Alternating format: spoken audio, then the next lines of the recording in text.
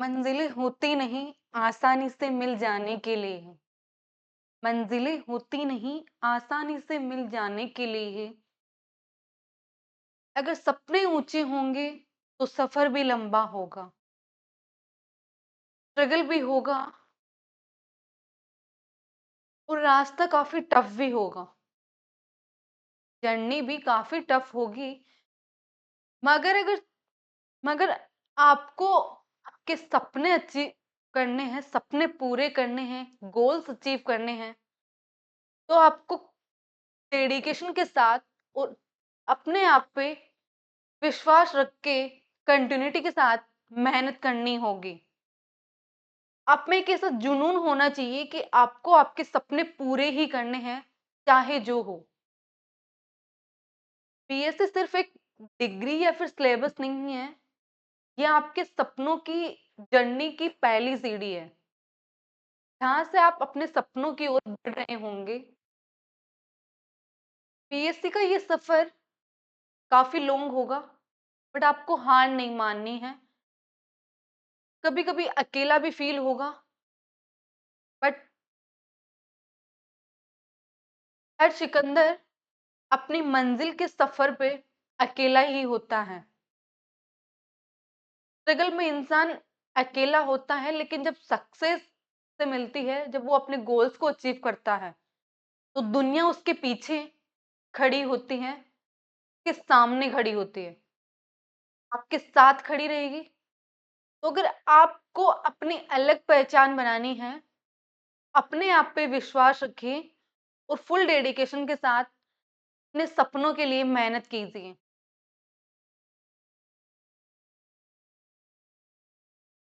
Hello, welcome to Shaku maths ma'am. मैं आपके लिए लेके आई हूँ आईआईटी जैम एंड बीएससी का कंटेंट।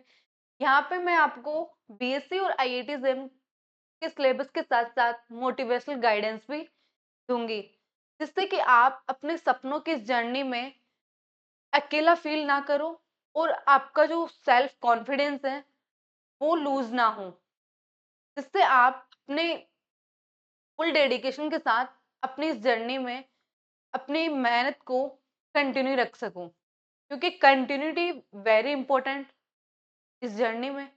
तो चलिए स्टार्ट करते हैं आज का लेक्चर। देखिए, हमने लास्ट लेक्चर में देखा था इक्विवेलेंस रिलेशन और इक्विवेलेंस क्लास। इक्विवेलेंस रिलेशन क्या होता है? आपके पास एक कोई रिलेशन होता है जो कि क्या हो, रिफ्लेक्सिव हो, सिमेट्रिक हो, ट्रांजिटिव हो। अगर ये तीनों प्रॉपर्टी सेटिस्फाई करती है, तो आपका रिलेशन क्या होता है? इक्विवेलेंस रिलेशन होता है। अब बात करते हैं इक्विवेलेंस क्लास की। इक्विवेलेंस क्लास में आपके पास जो आपका सेट होगा, उसके ऐसे एलिमेंट होंगे y जो कि किससे रिलेटेड हो? u से। तो u को हम क्या बोलेंगे? Equivalence class. u को हम क्या बोलेंगे? Equivalence class.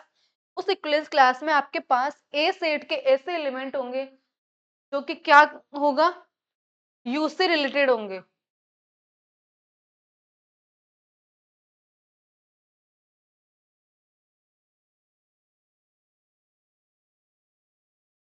तो यहां से इस सेट को हम बोलते हैं equivalence class. Let a be a non-empty set, R be equivalence relation, then U belongs to A। आपका U किससे बिलोंग करेगा? A से। Set of element of set A, set of element of A is U related to U by relation R। मतलब कि आपके पास equivalence class U होगी, उसमें कैसे एलिमेंट होंगे? A सेट के वो एलिमेंट होंगे जो कि किससे रिलेटेड हो? U से रिलेटेड हो। उसी को हम बोलते हैं इक्विवेलेंस क्लास। अब देखिए, इसमें हिंदी की डेफिनेशन में बता देती हूँ। माना ए ऐरिक समुच्चय है और आर क्या है आपके पास? ए पर तुल्यता संबंध डिफाइन है। तो यहां से आपके पास ए में ऐसे एलिमेंट होंगे, एक के हर एक एलिमेंट के लिए यू से संबंधित समुच्चय एक के अवयवों का समुच्चय, अर्थात यू में इस टाइप के एलिमेंट होंगे, जो कि मैंने भी बताया। ये होता है आपका इक्विवेलेंस क्लास, तुल्यता वर्ग।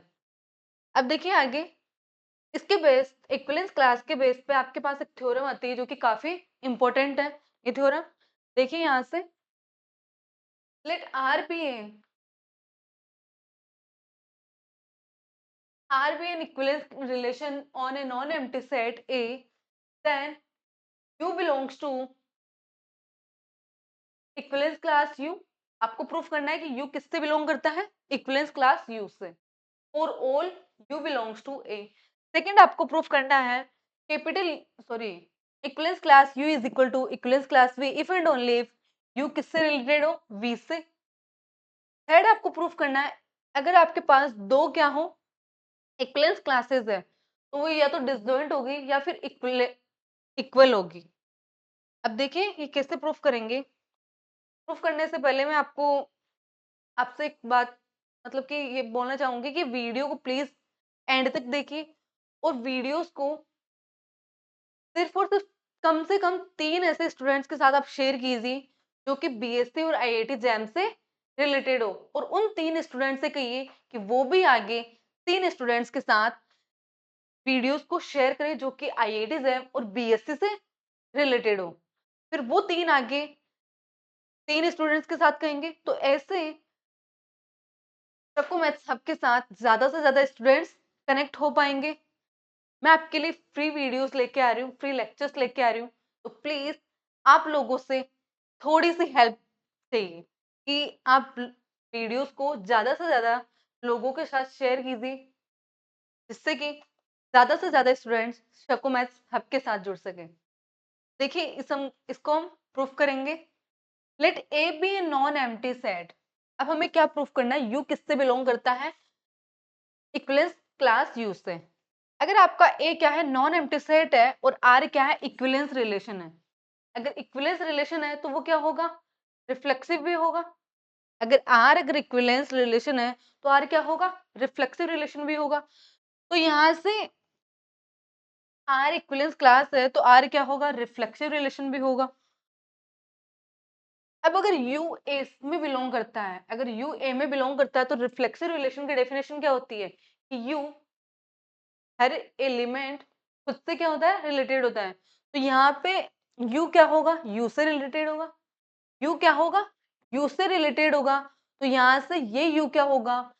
इस U के इक्विवेलेंस क्लास में बिलोंग करेगा। तो U belongs to equivalence class U। ये हमारा प्रूफ हो गया। अब सेकंड देखिए, हमें प्रूफ करना है equivalence class U is equal to equivalence class V if and only if U V क्या हो? R में बिलोंग करे। अब देखिए हम सबसे पहले मान के चलेंगे इक्विवेलेंस क्लास U और इक्विवेलेंस क्लास V क्या हो? इक्वल है। यहाँ पे इफ एंड ओनली इफ की कंडीशन है तो सबसे पहले हम ये लेके चलेंगे, हम ये प्रूफ करेंगे, देन कन्वर्स में ये लेके चलेंगे और ये प्रूफ करेंगे। जब भी इफ एंड ओनली इफ की कंडीशन आती है आपको दोनों स्टेटमेंट्स को प्रूफ करना होता है। दोनों तरफ के स्टेटमेंट्स को क्या करना होता है? प्रूफ करना होता है। अब देखिए सबसे पहले हम लेके चलेंगे दोनों इक्विवेलेंस क्लास क्या है? इक्वल है। देन हम शो करेंगे कि यूवी जो ऑर्डर पेयर है वो किस में बिलोंग करता है? आर में। इसका मतलब क्या है कि यू वी से रिलेटेड है आर रिलेशन से। अगर आपका यू और वी दोनों इक्विवेलेंस क्लास सेम है, सबसे पहले मैं यू में इक्विवेलेंस क्लास यू का एक एलिमेंट लेके चलूंगी जो कि यू में बिलोंग कर रहा है। यू क्या कर रहा है? इक्विवेलेंस क्लास यू में बिलोंग करता है। ये हमें पता है कि हर एक एलिमेंट खुद अपनी इक्विवेलेंस क्लास में बिलोंग करता है। तो यहाँ से यू किस में बिलोंग करेगा? इक्विवेलेंस क्लास यू में। अब अगर यहाँ पे इक्विवेलेंस क्लास यू किसके इक्वल है? इक्विवेलेंस क्लास वी के। तो यहाँ से यू किस में बिलोंग कर जाएगा? इक्विवेलेंस क्लास वी में। यू इक्विवेलेंस क्लास वी में बिलोंग करता है, इसका मतलब क्या होगा कि यू वी से रिलेटेड होगा। यू वी से रिलेटेड होगा तो यहाँ से यू क्या हो गया? वी से रिलेटेड हो गया, मतलब यू वी आर में बिलोंग कर गया। यू इक्विवेलेंस क्लास वी में बिलोंग करता है, इसका मतलब क्या होगा? आपके पास इक्विवेलेंस क्लास में यू बिलोंग कर रहा है तो यहाँ से यू क्या होगा? वी से रिलेटेड होगा। ये आपकी इक्विवेलेंस क्लास वी की डेफिनेशन होगी। अगर वी के एलिमेंट है यू तो यू किससे रिलेटेड होंगे? वी से। तो यहाँ से ये आ गया। अब देखिए ये हमने प्रूफ कर दिया, एक पार्ट हमें यही प्रूफ करना था। अब हम कन्वर्स देखेंगे। हम लेके चलेंगे यू वी क्या है, आर से रिलेटेड है और हमें प्रूफ करना है कि दोनों इक्विवेलेंस क्लास इक्वल होती है। तो सबसे पहले हम इक्विवेलेंस क्लास यू का एलिमेंट लेके चलेंगे। सबसे पहले हमने क्या किया, इक्विवेलेंस क्लास यू का एक एलिमेंट लिया जो कि इक्विवेलेंस क्लास यू में बिलोंग कर रहा है, वो हमने एम ले लिया। अगर एम इक्विवेलेंस क्लास यू का एलिमेंट है तो यहाँ से एम क्या करेगा, यू से रिलेटेड करेगा। एम क्या करेगा, यू से रिलेटेड करेगा। अगर एम यू से रिलेटेड है और आपको पता है यूवी क्या है, आप गिवन है कि यूवी क्या है, आर से रिलेटेड है। एम यू से रिलेटेड है, यू वी से रिलेटेड है। तो ट्रांजिटिव रिलेशंस की डेफिनेशन से क्या होता है, ट्रांजिटिव रिलेशन की डेफिनेशन क्या होती है, इफ ए बी से रिलेटेड है एंड बी सी से रिलेटेड है, देन आपका ए सी क्या होगा, ए सी से रिलेटेड होगा। ये आपकी ट्रांजिटिव की रिलेशन की डेफिनेशन होती है, संक्रामक संबंध की। तो यहाँ से ट्रांजिटिव रिलेशन की डेफिनेशन से एमवी क्या होगा, आर में बिलोंग करेगा। एमवी आपके पास आर में बिलोंग कर गया, इसका मतलब क्या होगा, एम क्या करेगा, इक्विवेलेंस क्लास वी में बिलोंग करेगा। एमवी आर में बिलोंग कर रहा है तो क्या हो गया, एम क्या कर रहा है, इक्विवेलेंस क्लास वी में बिलोंग कर रहा है। हमने एलिमेंट इक्विवेलेंस क्लास यू का लेके चले थे और उसको हमने प्रूफ कर दिया इक्विवेलेंस क्लास का एलिमेंट है। अगर आपके पास कोई एलिमेंट है जो कि अगर किसी सेट ए का एलिमेंट है, अगर वो ही एलिमेंट अगर किसी अदर सेट का भी एलिमेंट होता है, हर एक एलिमेंट के लिए, तो हम ऐसे बोल सकते हैं कि ए क्या होगा, बी का सबसेट होगा। हर एक एलिमेंट क्या है, अगर ए का सेट है, अगर वो सभी एलिमेंट अगर बी के एलिमेंट है तो ए क्या होता है, बी का सबसेट होता है। तो वैसे ही अगर एम अगर आपके पास यू इक्विवेलेंस क्लास यू का एलिमेंट है और वो ही एम आपके पास इक्विवेलेंस क्लास वी का एलिमेंट हो गया, तो दोनों इक्वेशन से हम बोल सकते हैं कि इक्विवेलेंस क्लास यू क्या होगी, इक्विवेलेंस क्लास वी का सबसेट होगी। इक्विवेलेंस क्लास यू किसका सबसेट होगी, इक्विवेलेंस क्लास वी का। अब हमें कन्वर्स प्रूफ करेंगे, मतलब सॉरी सिमिलरली हम लेके चलेंगे वी का एक एलिमेंट इक्विवेलेंस क्लास वी का एलिमेंट और उसे प्रूफ करेंगे इक्विवेलेंस क्लास यू में। तो यहाँ से देखिए हमने इक्विवेलेंस क्लास वी का एलिमेंट लिया, एन एन किस में बिलोंग कर रहा है, इक्विवेलेंस क्लास वी में। तो यहाँ से एन वी से रिलेटेड होगा, इक्विवेलेंस क्लास की डेफिनेशन से एन किससे रिलेटेड होगा, वी से। तो अगर एन वी से रिलेटेड है और आपको पता है गिवन है कि यू वी क्या है, यू वी रिलेटेड है, यू वी से रिलेटेड है, तो सिमेट्रिक डेफिनेशन से, सिमेट्रिसिटी की डेफिनेशन से वी को यू क्या होगा, आर में बिलोंग करेगा। अगर आपके पास सिमेट्रिक रिलेशन क्या होता है, आर क्या है, इक्विवेलेंस रिलेशन है, तो वो रिफ्लेक्सिव भी होगा, ट्रांजिटिव भी होगा, सिमेट्रिक भी होगा। तो यहाँ से आर इक्विवेलेंस रिलेशन है, तो यहाँ से आर क्या होगा, सिमेट्रिक भी रिलेशन होगा। तो इसीलिए आपके पास अगर u कोमा वी आर में बिलोंग कर रहा है तो v कोमा यू भी क्या करेगा, आर में बिलोंग करेगा। अगर u कोमा वी आर में बिलोंग कर रहा है तो v कोमा यू भी क्या करेगा, आर में बिलोंग करेगा। अब देखिए यहाँ से v कोमा यू आर में बिलोंग कर रहा है और यहाँ से आपके पास v कोमा यू आर में बिलोंग कर रहा है एंड u कोमा, तो यहाँ से ये हो जाएगा v कोमा यू आर में बिलोंग कर रहा है, तो ये और यहाँ पे है एन कोमा यू किस में बिलोंग कर रहा है, आर में बिलोंग कर रहा है। इसको हम बोल सकते हैं यू कोमा एन भी क्या होगा, आर में बिलोंग करेगा। यू कोमा एन भी क्या होगा, आर में बिलोंग करेगा। एक सेकेंड, यहाँ पे देखिए, यहाँ पे यू कोमा वी बिलोंग कर रहा है आर में और यहाँ पे आपके पास एन कोमा वी क्या कर रहा है, आर में बिलोंग कर रहा है। तो यहाँ से एन कोमा यू क्या होगा, आर में बिलोंग करेगा। एन कोमा यू क्या होगा, आर में बिलोंग करेगा, क्योंकि एन कोमा वी क्या है, आर में बिलोंग कर रहा है। वी कोमा यू क्या कर रहा है, आर में बिलोंग कर रहा है। एन कोमा वी आएगा यहाँ पे, एन कोमा वी। यहाँ से आपके पास अगर वी कोमा यू आर में बिलोंग कर रहा है, एन कोमा वी बिलोंग कर रहा है, तो यहाँ से इसको हम ऐसे लिख सकते हैं वी कोमा यू भी आर में बिलोंग कर रहा है, एन कोमा वी बिलोंग कर रहा है, वी कोमा यू। तो यहाँ से n कोमा u क्या होगा, R में बिलोंग करेगा। n कोमा v बिलोंग कर रहा है R में, v कोमा u R में बिलोंग कर रहा है। तो यहाँ से ट्रांजिटिव रिलेशन से क्या होगा, n कोमा u किस में बिलोंग करेगा, R में। तो n कोमा u किस में बिलोंग कर गया, R में। तो अगर n कोमा u R में बिलोंग कर रहा है तो n किस में बिलोंग कर जाएगा, इक्विवेलेंस क्लास u में। n किस में बिलोंग कर जाएगा, इक्विवेलेंस क्लास u में। हमने n को लेकर चले थे इक्विवेलेंस क्लास v का एलिमेंट और हमने प्रूफ कर दिया n किसका एलिमेंट है, इक्विवेलेंस क्लास u का। इसका मतलब क्या हो गया, इक्विवेलेंस क्लास u क्या है, equivalence class v। Equivalence class v क्या है, इक्विवेलेंस क्लास u का सबसेट। और इन दोनों डेफिनेशन से अगर a b का सबसेट होता है और अगर b भी a का सबसेट होता है, इन दोनों से a क्या होता है, b के इक्वल होता है। तो यहाँ से इक्विवेलेंस क्लास u क्या होगी, इक्विवेलेंस क्लास v के इक्वल होगी और हमें यही प्रूफ करना था। आगे देखिए, नेक्स्ट है, आपको प्रूफ करना है या तो इक्विवेलेंस क्लास u और इक्विवेलेंस क्लास v क्या है, डिसजॉइंट होते हैं या फिर इक्वल होते हैं। तो डिसजॉइंट के लिए हम लेके चलेंगे सबसे पहले कि वो डिसजॉइंट नहीं है, मतलब कि उसमें कुछ ना कुछ एलिमेंट होंगे, उन दोनों का इंटरसेक्शन में कुछ ना कुछ एलिमेंट होंगे। दोनों इक्विवेलेंस क्लास का इंटरसेक्शन नॉट इक्वल टू 5 है। अगर डज नॉट इक्वल टू 5 है तो इसका मतलब क्या है कि कम से कम एक एलिमेंट इसमें एग्जिस्ट करेगा इन दोनों के इंटरसेक्शन में। तो यहाँ से x belongs to equivalence class u intersection equivalence class v। तो अगर x u equivalence class u में भी बिलोंग कर रहा है और x किस में बिलोंग कर रहा है, इक्विवेलेंस क्लास v में, तो यहाँ से क्या होगा, अगर x इक्विवेलेंस क्लास u में बिलोंग कर रहा है तो इक्विवेलेंस क्लास की डेफिनेशन से क्या होगा, x u से रिलेटेड होगा। x अगर v इक्विवेलेंस क्लास v में बिलोंग कर रहा है तो x क्या होगा, v से रिलेटेड होगा।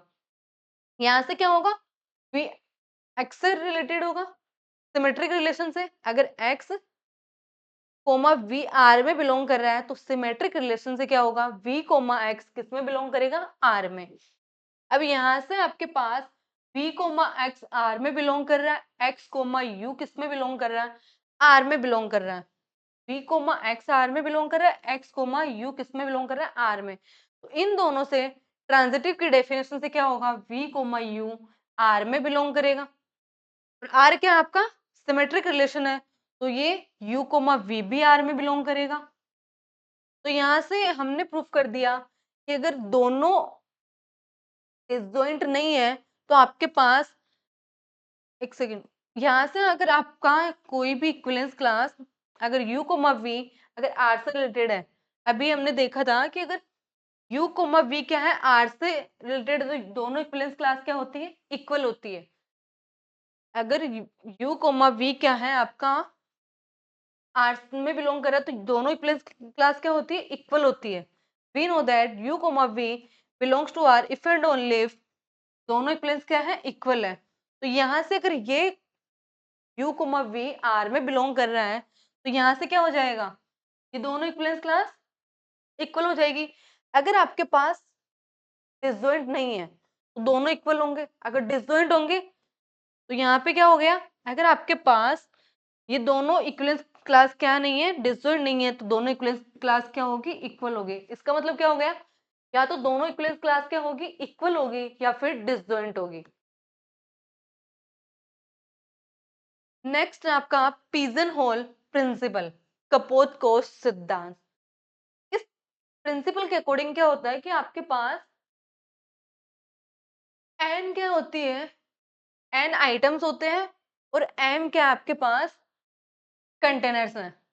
अगर n आइटम्स है और अगर m कंटेनर्स हैं, उन n आइटम्स को अगर आप कंटेनर्स में रखोगे, m कंटेनर्स में रखोगे तो वहाँ, और अगर n क्या है, ग्रेटर देन m है, आइटम्स की नंबर ऑफ आइटम क्या है, नंबर ऑफ कंटेनर्स से ग्रेटर देन है, तो यहाँ पे आपके पास कम से कम एक कंटेनर ऐसा होगा जिसमें क्या होगी, एक से अधिक आइटम होंगे।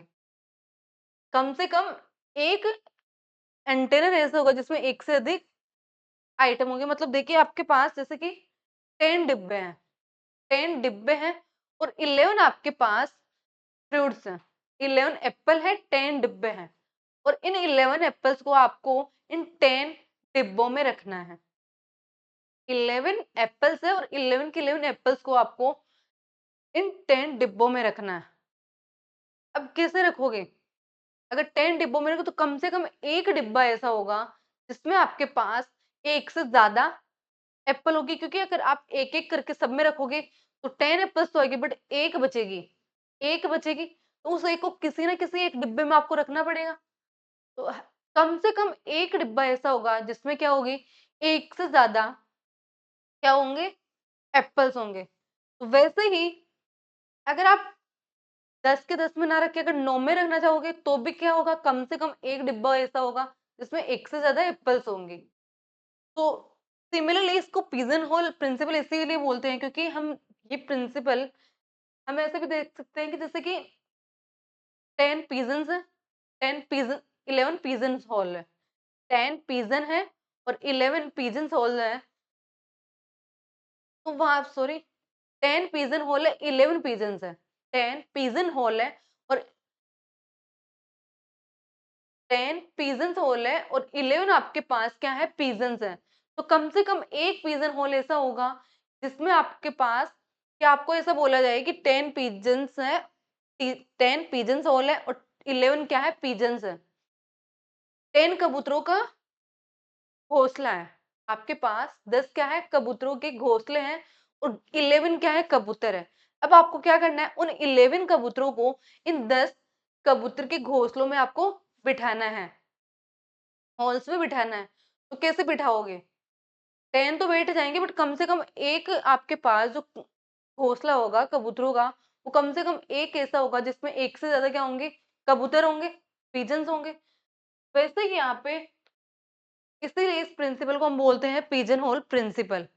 अब देखिए फंक्शंस की डेफिनेशन में हम इसे कैसे बोलते हैं, अगर एक बी क्या है, दो नॉन एम्प्टी सेट है और ए बी क्या है, फाइनाइट सेट्स है। ए बी क्या है, फाइनाइट सेट्स है। तो आपके पास एफ क्या है, एक फंक्शन डिफाइन है ए टू बी में, then there exist at least two elements, there exist at least two elements A1 A2 such that दोनों एलिमेंट्स क्या नहीं होंगे, इक्वल नहीं होंगे, बट उनकी इमेज क्या होगी, इक्वल होगी। उनकी इमेज क्या होगी, इक्वल होगी।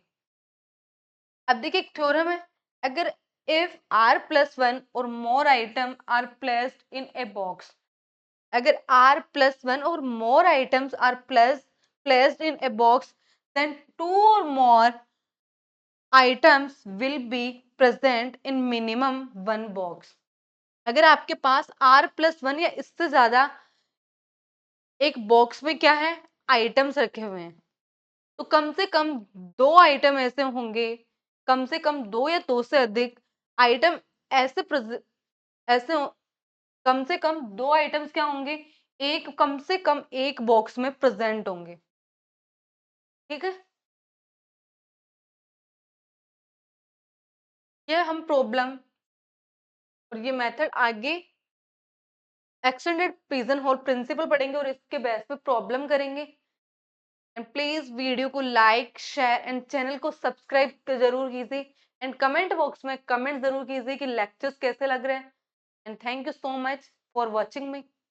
बने रहिए शक्कू मैथ्स आपके साथ कंटिन्यूटी के साथ।